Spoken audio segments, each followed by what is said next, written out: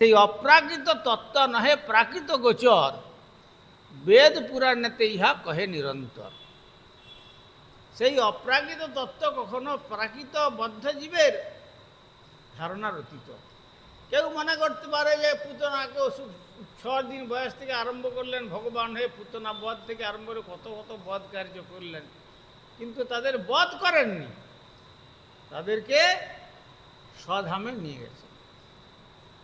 যদিও অসুররা বিরজার পরপারে ব্রহ্মলোকে তাদের স্থান, তাহলে বিরজার ওপারে তো, এপারে তো নয়। বিরজার ওপারে যারাই গমন করেন তাদের আর পুনরায় প্রত্যাগমনের কোনো কথা নাই ভগবত ইচ্ছা ছাড়া। তারা তখন ভগবানের লীলা সঙ্গী হয়ে আসে। আর বিরজার এই পারে যে সত্যলোক, এই সত্যলোক থেকে সপ্ত ঊর্ধ্বলোক আর সপ্ত নিম্নলোক,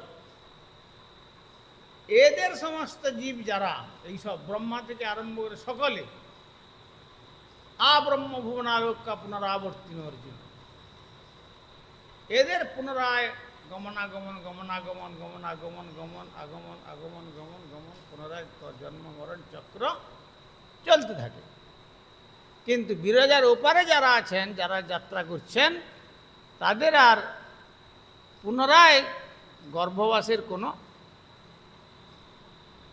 আশঙ্কা থাকতে পারে না।